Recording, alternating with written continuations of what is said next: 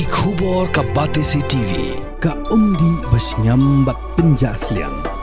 Rupa Premium Meghalaya. Sophistication meets style. The stylish trendsetter Tata Curve SUV is in town. India's first coupe SUV is now in Shillong.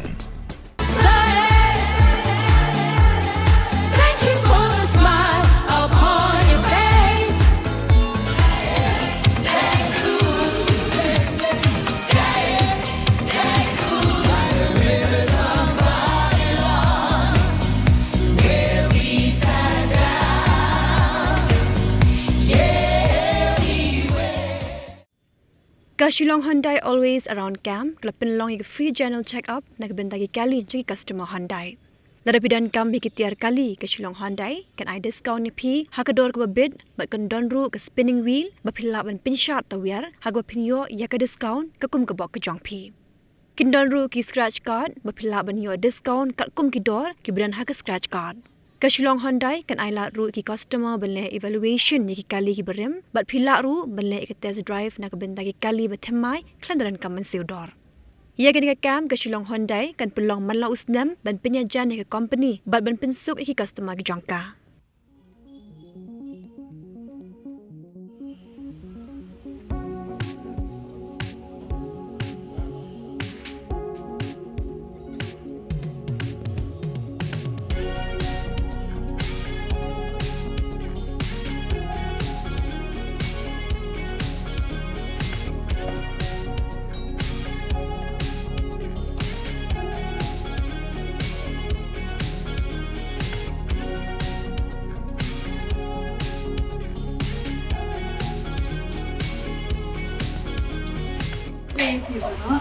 Kali katay na po Shillong Hyundai.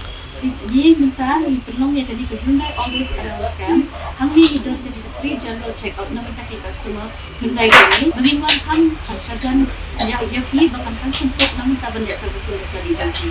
Kung mga ongi free general check up, nadan kam kalian kitian pa min ay discount pi idon screen ni kapula in spend inyo ki discount at kun ba yo jadi ko bok joki. Ang tadi kita scratch card tu, kapan bila scratch itu nang tadi kun sa yo kun ka discount ko batang mo to scratch card.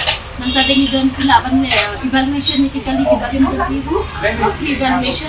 Nang tadi don pila ban machine test drive ko nang tadi ni kali kat kun ka jings mo bit joki kino ki kali pila ban jit pila ban test drive. Kata ko long free of cost. Kani ka kya dahil na dumiswa kapag hadin ko COVID, nila persyang ban malakod mo, tingin na persyang ban, sedang biang menta, ban kampensok ya ki customer jumi, jadi nito ya kata donation, jumi kung ka dealer, bat ki customer jumi. Banang ni siya kumadu, niya liya ban perlong man usman ni kami kaya, kampensok ya ki pada, ya ki customer jumi, customer Hyundai jumi.